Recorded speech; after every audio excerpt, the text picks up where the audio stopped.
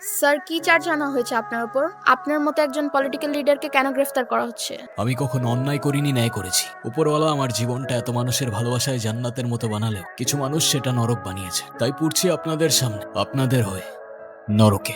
আমরা চাইলে আপনার সাজা হালকা করে দিত, কিন্তু সে অফার শুধুমাত্র আজকের জন্য। পুরো দেশ ব্যাপারটাকে রাজনৈতিক ভাবলেও ব্যাপারটা যে পার্সোনাল সেটা কেউ জানে না। কেন খুন করেছিলেন আপনার স্ত্রীকে? আরে স্যার, কোথায় আমার ওয়াইফের অ্যাক্সিডেন্টের জন্য আমায় সহানুভূতি দেখাবেন তা না, আপনি তো আমার পিছেই পড়ে গেলেন। না, কোনটা অ্যাক্সিডেন্ট আর কোনটা মার্ডার সেটা আমাকে শেখানোর প্রয়োজন। কি ভেবেছেন আপনি রাজনীতি করেন বলে সবকিছু থেকে বেঁচে যাবেন? এবার আপনাকে আইনের কাছে ধরা পড়তেই। ঠিক আর বেঠিকের মাঝখানে একটা লাইন আছে স্যার, সেটাকে রাজনীতি বলে। আমি সেটাই করি, আর আপনার এই আইন সেই রাজনীতিতেই পড়ে। মানে কি বলতে চাচ্ছেন না? একটা কাহিনী শুনবেন স্যার? জানো তো, এখানে আসার পর আমার অনেক ভালো লাগছে, কারণ পার্টিতে পজিশন পাওয়ার পর থেকে তো তুমি আমাকে আর আগের মতো সময়ই দাও না। তোমাকে সময় না দিয়ে অবশ্য অনেক বড় ভুলই করে ফেলছি। এভাবে বলছো কেন? এমনি। যাই হোক, এখানে আসার পর আমার অনেক ভালো লাগছে। পৃথিবীটা কত সুন্দর, তাই না? একদম স্বর্গের মতো। হ্যাঁ, তবে এই একই পৃথিবী কারো কারো জন্য স্বর্গ, আবার কারো কারো জন্য নরক। মানে মানে মানে বুঝতে হলো তো তোমার একটা গল্প শুনতে হবে। নো ওয়ে সুলতান, আবার গল্প? ডোন্ট ওয়ারি, এবারের গল্পটা আলাদা। প্রত্যেকটা লেয়ারে থ্রিল আর সাসপেন্স আছে, আর শত হোক এটা একটা মানুষের জীবন থেকে নাও, based on a true story.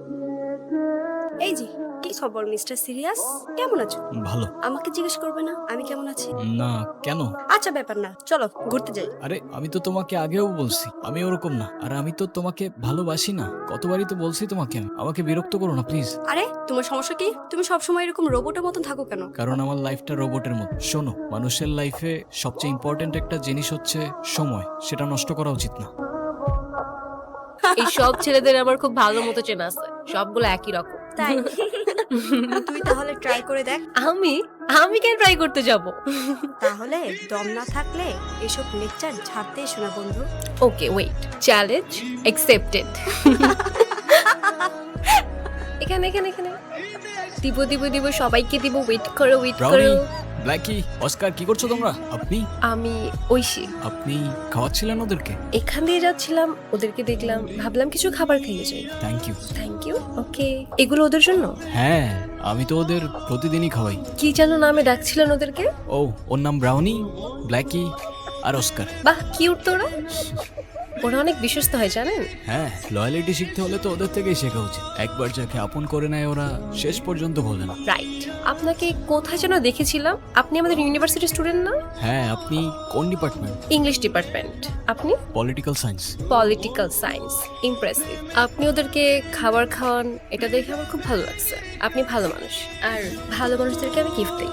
Wait, নিন। আর নিন, একটা চকলেট নিলে কি মহাভারত অশুদ্ধ হয়ে যাবে। ধরেন।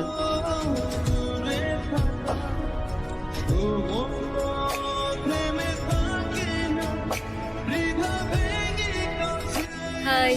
হাই। ওরা কেমন আছে?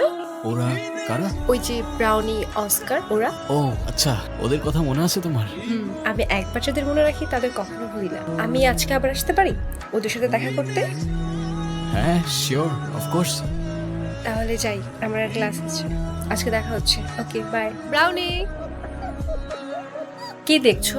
কিছু না, মানুষ খুব অদ্ভুত তাই না? অদ্ভুত কেন? এমনি কিছু মানুষ ওদের দেখলে পাথর ছুঁড়ে মারে, আবার কিছু মানুষ ওদের বুকে টেনে নেয়। কারেকশন, যারা পাথর ছুঁড়ে মারে তারা কি মানুষ নাকি? পয়েন্ট। তুমি আমার কল ধরো নাই কেন কাল রাতে? কার সাথে কথা বলছো সারা রাত? সুলতান, দিস ইজ টু মাচ। কি শুরু করছো এখানে? Of course this is too much. আমি সারা রাত তোমাকে কল করে যাবার, তুমি একটা রিপ্লাই পর্যন্ত করবা না। কি পাইছোটা কি? কি শুরু করছো তুমি এগুলা? কি শুরু করছি আমি? আমার একটা লাইফ আছে, আমার একটা ফ্যামিলি আছে। আরে আমি কি বলতেছি আর তুমি কি বলতেছো? আমার কল দেওয়ার সাথে তোমার ফ্যামিলি কানেকশন কি? আম্মু সারা রাত আমার পাশে, কিভাবে আমি তোমার কল ধরবো? আর আমার ফ্যামিলিতে কি চলতেছে তোমার কোনো আইডিয়া আছে? কি চলতেছে তোমার ফ্যামিলিতে? ট্রিপিক্যাল প্রবলেম, বিয়ে দিতে যাচ্ছে আমার। কি বলবো বাসে আমি? আর তোমাকে যে বলবো তুমি কিছু করতে পারবা, পালাতে পারবা আমাকে নিয়ে? ওকে জিজ্ঞাসা করে কি লাভ? আমার তো মনে হয় আমাদের সবকিছু এখানে শেষ করে ফেলা উচিত। পারবো, হ্যাঁ পালাতে পারবো, কিন্তু কবে, কিভাবে? কালি তুমি স্টেশনে চলে এসো, আমি ওয়েট করবো তোমার জন্য। ওকে?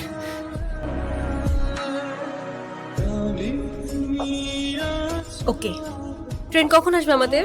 ঐশী, আমার আমার তোমার সাথে কিছু কথা ছিল। ঐশী আমাদের এখন পালিয়ে যাওয়াটা ঠিক হবে না। তুমি কি মজা করতেছো আমার সাথে? দেখো আমি এখন একদমই মজা করার মুডে নাই। মজা না, আমি সিরিয়াস। এখন পালিয়ে গেলে তোমার আমার দুজনের লাইফটাই অনেক এলোমেলো হয়ে যাবে। আর আমার মনে হয় আমার আর একটু সময় প্রয়োজন। তুমি বাড়িতে ফিরে যাও, এসব নিয়ে না হয় আমরা পরে কথা বলি, প্লিজ। আমি তোমার জন্য আমি আমার বাড়ি, আমি আমার ফ্যামিলি সবকিছু ছেড়ে আসছি, আর তুমি আমাকে ফিরিয়ে দিচ্ছ। ঠিক আছে, চলে যাবো আমি, কোনোদিন আর তোমার সামনে আসবো না।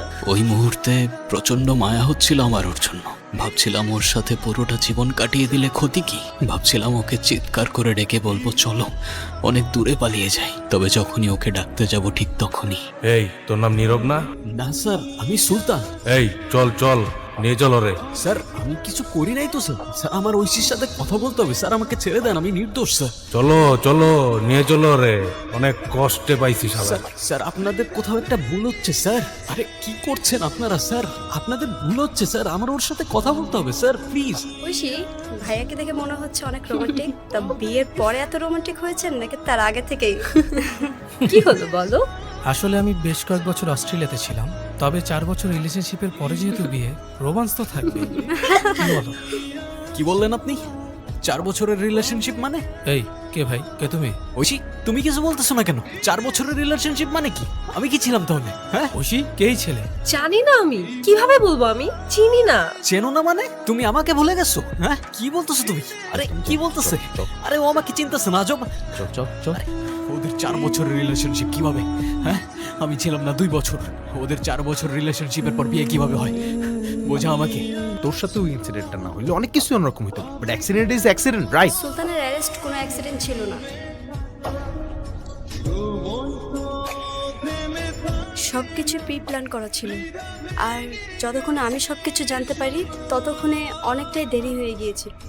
সুলতান ছেলেটার জন্য খারাপ লাগছে, একটু বেশি বেশি হয়ে গেছে। তুমি তো বলছিলে ছেলেটাকে নাকি তোমার লাইফ থেকে সরাতে পারছো না। কি করব, ওর সাথে তো মজা করতে করতে রিলেশনশিপে চলে গেছিলাম।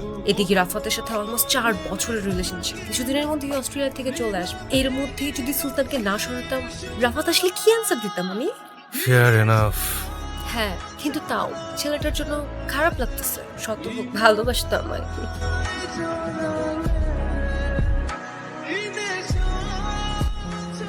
ভালো তো আমিও বাসতাম তোমাকে, কিন্তু তুমি তো ভুল মানুষকে ভালোবাসো সুলতান।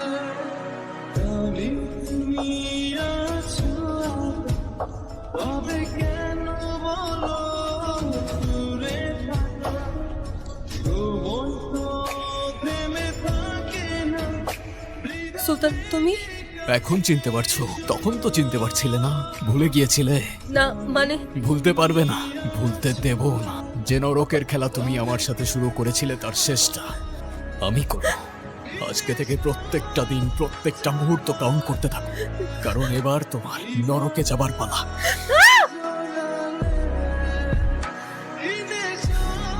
তুমি আসছো? চলো। হাতে কি হয়েছে? আরে আসছিলাম, হঠাৎ একটা আননোন নাম্বার থেকে কল আসে। কিছু বুঝে ওঠার আগেই পেছন থেকে একটা গাড়ি এসে লিটারেলি ধাক্কা দেয়। কি একটা দেশে বাস করি যেখানে আমাদের লাইফে কোনো সেফটিই নাই। আচ্ছা যাও, ফ্রেশ হও। Okay. হ্যালো, কে বলছেন? আমি রাফাত হোসেন, অ্যাক্সিডেন্ট শেষ সব ঠিক আছে তো ভাবি?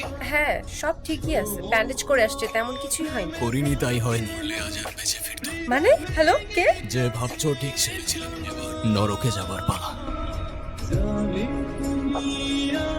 I want to you.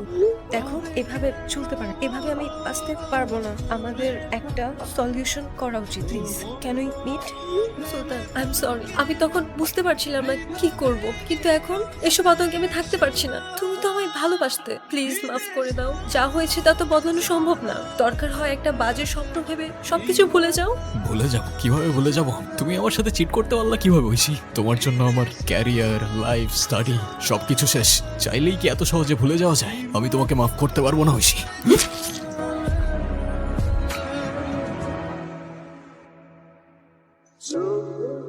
আমি জানতাম তুমি আজকে আমাকে মেরে ফেলবা। জানতেই যখন তাহলে আসছো কেন? এটা দেখতে যে আমি যাকে এত ভালোবাসতাম সে আমার চোখের দিকে তাকিয়ে কিভাবে আমায় মেরে ফেলতে পারে।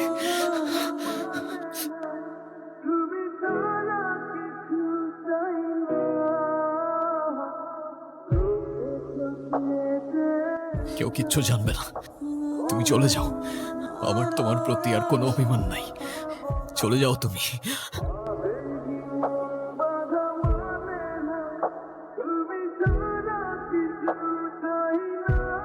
তারপর তারপর আর কি, ছেলেটা মারা গেল, ঐশী চলে গেল, ব্যাস কাহিনী শেষ, দি এন্ড। কিছু একটা মিসিং মনে হচ্ছে। মিসিং? কি মিসিং? এন্ডিংটা কেমন যেন। এন্ডিং, রাইট, এন্ডিংটা ঠিক জমে নাই। কোনো সমস্যা নেই, আমার কাহিনী আমি চেঞ্জ করে দেব, চলো। সুলতান, নট নাও।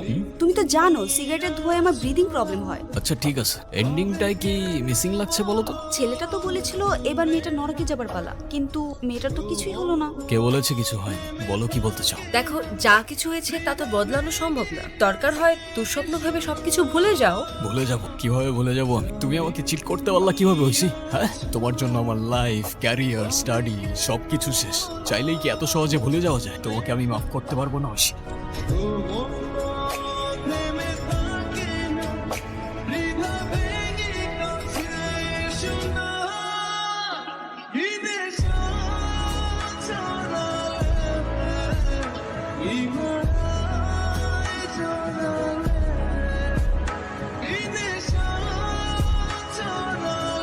এটা কি হলো? ছেলেটা কিভাবে মেয়েটাকে মেরে ফেললো? ছেলেটা তো মেয়েটাকে ভালোবাসতো। তাহলে ছেলেটার কি করা উচিত ছিল? করে দিয়ে আরেকটা সুযোগ দিয়ে সবকিছু নতুন করে শুরু করা উচিত ছিল। আমিও প্রথমে তাই ভেবেছিলাম, তারপর ভাবলাম শিরক তো সৃষ্টিকর্তাও মাফ করে না, আর আমি তো সামান্য ইনসান, আমি করি কি? মানে এবার তোমার নরকে যাবার পালা। সুলতান, সুলতান, সুলতান, সুলতান, সুলতান যেও না, সুলতান, সুলতান যেও না, সুলতান, সুলতান যেও না, সুলতান।